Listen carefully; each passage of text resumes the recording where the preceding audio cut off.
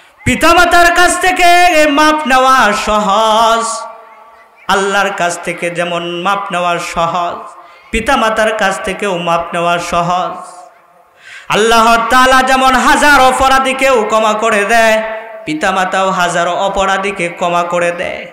ঘটনা লেখা হয়েছে, এক যুবক বিবাহ করেছে, 7 বছর হয়, পিতামাতাকে ছেড়ে চলে গেছে, শ্বশুরালয়ে গড় জামাই হয়েছে, পিতামাতার খবর নেয় না। আল্লাহ নারাজ হয়ে গেছে।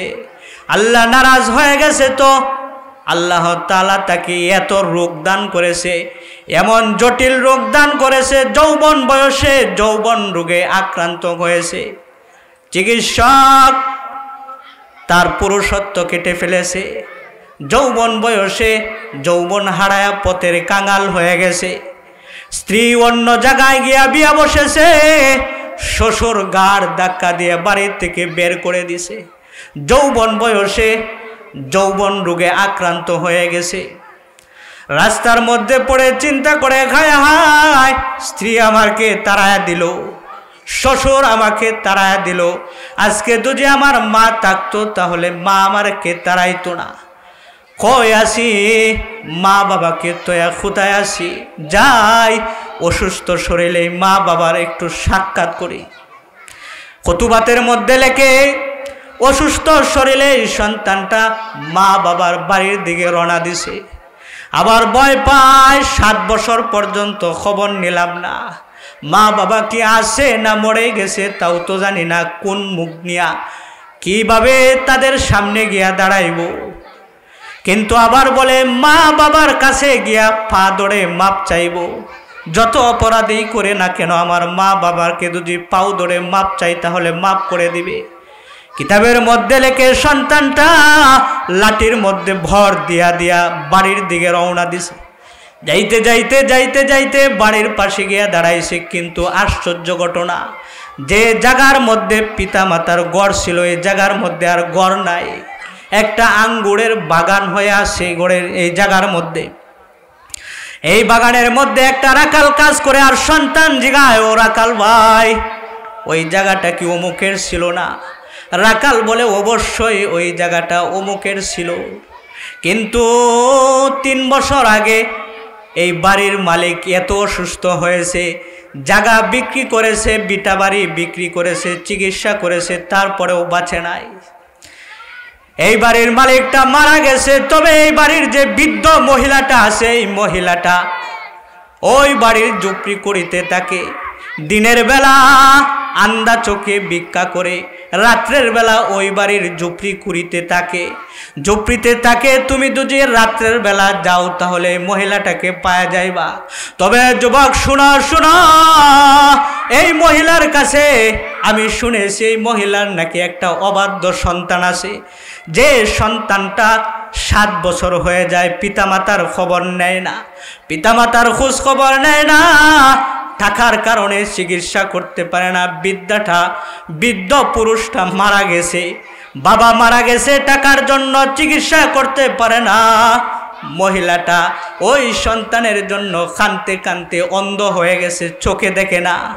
তবে যুবক শোনো, আমি যদি এই যুবকটাকে সন্তানটাকে পাইতাম তাহলে এই যে আমার হাতের ছুরি দিয়া আঙ্গুরের ডালপালা কাটি, আমার হাতের ছুরি দিয়া আঙ্গুরের ডালপালা না কাটিয়ে আমি যদি সন্তানটাকে পাইতাম তাহলে এই ছুরি দিয়া একটা হাত না হয় একটা পাও কাইটা দিতাম। কারণ যে সন্তান পিতামাতাকে কষ্ট দেয় সে কোনোদিন সন্তান হইতে পারে না।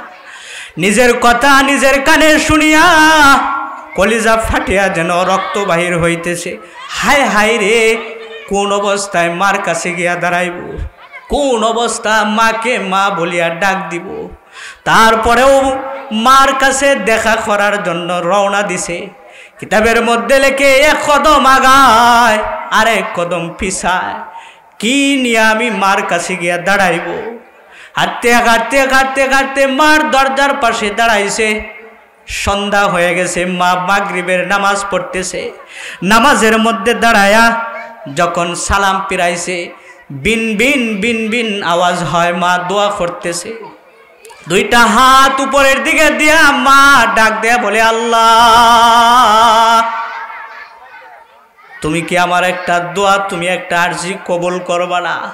আল্লাহ গো, তুমি আমাকে বৃদ্ধ বয়সে তুমি আমার স্বামী কেড়ে নিলা, বৃদ্ধ বয়সে তুমি আমার চোখ অন্ধ বানায়া দিলা। আল্লাহ পরের বাড়িতে আমাকে জাগা দিলা, তারপরেও আমার কোনো কষ্ট নাই, আমার কোনো বেদনা নাই, আমার কোনো জ্বালা নাই। তবে মালিক একটা জ্বালায়, আমার একটা কষ্ট। 7 বছর, আমার 7 বছর আগে আমার একটা সন্তান আমাকে রাইকা চলে গেছে, কই আছে জানি না। ও মালিক, এই সন্তানটা তোমার কাছে আমি ফেরত চাই, আমার সন্তানটাকে ফেরত দাও। ও আল্লাহ, আমার সন্তানটাকে ফেরত দাও, ফেরত দাও।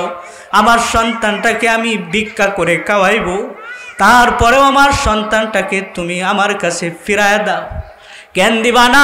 আমি দেখেছি আমার স্বামীটা যখন মারা গেছে, এলাকার মানুষে আমার স্বামীকে কবরে নামাইছে। আজকে যদি আমি মারা যাই, তাহলে আমাকেও ভিন্ন পুরুষে কবরে নামাইবে।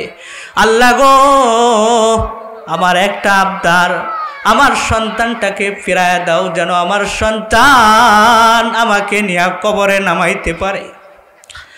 সন্তানটা এই কথা শুনিয়া সন্তানের শরীরের মধ্যে জোর আসছে। সন্তান বুক বড়া আশা নিয়ে ডাক দেয়া বলে, মা দরজা খুলো, দরজা খুলো মা, দরজা খুলো। আল্লাহ আমারে ফেরত দিছে রে মা। এ মা, আল্লাহ তোমার দোয়া কবুল করেছে, আল্লাহ আমাকে ফিরায় দিছে।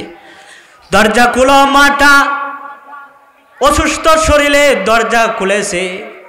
দরজা খুলিয়া বলে, বাবা, কণ্ঠেই বোঝা যায় তুমি আমার সন্তান।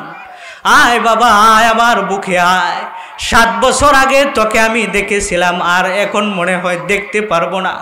চোখে আলো নাই, চোখের আলো আল্লাহ কেড়ে নিছে।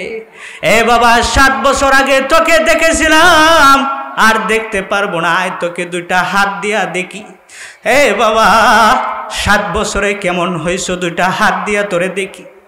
হে বাবা, তোকে টুটু সময় কত চুমা খাইলাম, আমার এই দুর্বল টুটগুলা আজকে তোকে চুমা দিবে। আয় বাবা, আয়, তোকে চুমা দেই। আমার মালিক আল্লাহ বুঝি আমার দোয়া কবুল করেছে, তোর হাতের মাটি আমার বুঝি নসিব হবে। এ বাবা, এই হলো বাপ, এই হলো মা। মার কাছ থেকে ক্ষমা নেওয়ার সহজ। 1000 অপরাধী কেউ সন্তান যদি 1000 অপরাধীও হয়, তাহলেও মা ক্ষমা করে দেয়। এই তোমাদেরকে একটা কথাই বলি, যারা বাপ হারাইছ, মা হারাইছ, আজকের পর থেকে প্রতিজ্ঞা করো তোমার মা বাবার জন্য এই সালে সব করবা। যারা জীবিত আছে, যাদের পিতামাতা জীবিত আছে, তাদেরকে খেদমত করবা, তাদের খেদমত করবা। কেন করবা না? তোমার মা তোমাকে গোসল করাইছে, তোমার মা তোমাকে মুখে তুলায়া খানা খাওয়াইছে, তোমার মা তোমাকে প্রস্রাব পায়খানা সাফ করেছে, তোমার মা তোমার অসুস্থ হয়েছে, মা পেরেশান, তোমার ঠান্ডা লেগেছে, মা পেরেশান, তোমার জ্বর হয়েছে, মা পেরেশান, তোমার ক্ষুধা লেগেছে, মা পেরেশান।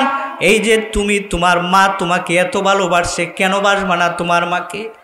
এ বাবা, আল্লাহ তাআলা বলেন, ওয়াবিল ওয়ালিদাইনি ইহসানা, পিতা মাতার সাথে ইহসান করবা, অনুগ্রহ করবা, সদ্য ব্যবহার করবা। এ বাবা, আপনারা যারা আছেন, মা বাপ এখনো জীবিত আছে, অনেক সন্তান আছে, বউ নিয়া, সন্তান নিয়া ঘরের মধ্যে 4টা-5টা রুম আছে, ঘরের মধ্যে থাকে, কিন্তু 4-5টা রুম থাকা সত্ত্বেও বৃদ্ধ মা বাবার জায়গা হয় না, বৃদ্ধ মা বাবাকে দেখতে পারে না, বৃদ্ধ মা বাবার জায়গা হয় না। এ ভাই, একটা কথা স্মরণ রাখো, তোমার মা বাবার অনুদান অনেক, তোমার মা বাবার অনুদান অনেক। তোমার বাপ কত কষ্ট করে তোমাকে লালন পালন করেছে, তোমাকে বড় করেছে, তোমার বাবার পকেটটা তোমার পকেট বানায়া দিছে।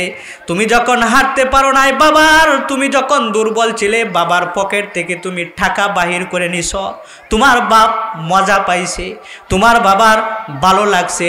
আজকে তোমার বাবা ফকির হয়ে গেছে, নিঃস্ব হয়ে গেছে, তুমি টাকাওয়ালা হইছ। এ বাবা, দুনিয়ার সন্তানেরা তোমার বাবাকে কিন্তু কষ্ট দিও না, তোমার বাবার খেদমত করবা। কিতাবের মধ্যে আসে একজন বৃদ্ধা লোক বারান্দায় বসেছে, সন্তান আয়সা বসেছে, গাছের মধ্যে একটা কাক আয়সা বসছে। বাবা জিজ্ঞাসা করেও, ও আমার সন্তান এটা কি? বলে এটা কাক। আবার প্রশ্ন করে এটা কি? বলে কাক। আবার প্রশ্ন করে এটা কি? বলে কাক। তিনবার যখন প্রশ্ন করেছে সন্তান তিনবার জবাব দিয়েছে। যখন চতুর্থবার প্রশ্ন করেছে সন্তানের আওয়াজ তখন পাল্টে গেছে। সন্তান দমকের সাথে বলে, একই প্রশ্ন বারবার করেন। কতবার বলেছে এটা কাক? খালি বারবার জিজ্ঞাসা করেন। বাবা ইধি সেরে বসা ছিল, সের থেকে উঠিয়া নিজের কক্ষ থেকে একটা ডায়েরি বাহির করে আনছে। আয়না বলে, বাবা দেখো তো এই ডায়েরিটা পড়ো। তুমি যখন ছোট ছিলা তখন আমাকে তুমি 25 বার বলেছিলা বাবা এটা কি, এটা কি, এটা কি? আমি 25 বারে উত্তর দিয়েছিলাম। শুধু উত্তর দেই নাই, তুমি যখন প্রশ্ন করেছিলা আমার ভালো লেগেছিল। আমি বলতাম হায় হায় রে, আমার সন্তান আমাকে প্রশ্ন করতে পারে।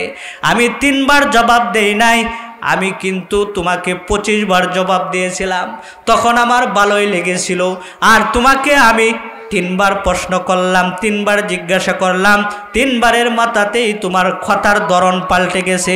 আল্লাহ তাআলা বলেন, ওয়াবিল ওয়ালিদাইনি ইহসানা, পিতামাতার সাথে ইহসান করবা, সদ্য ব্যবহার করবা।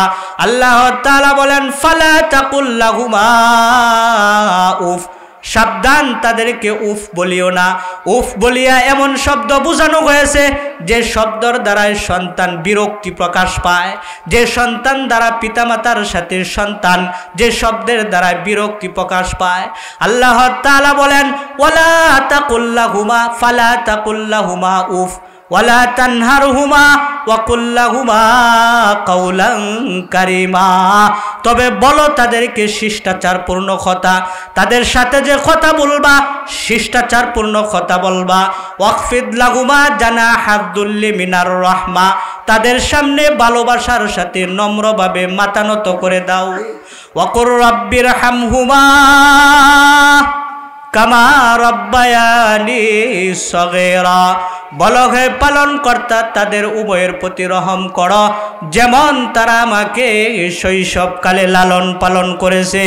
এই যে 6টা আদেশের কথা বললাম, নির্দেশের কথা বললাম, এই 6টা আদেশ দিয়ে আল্লাহ তাআলা সন্তান, দুনিয়ার সন্তানদেরকে বলেন, হে সন্তানেরা, পিতামাতাকে কোনোদিন কষ্ট দিবা না, পিতামাতাকে কোনোদিন পিতামাতার সাথে খারাপ আচরণ করবা না।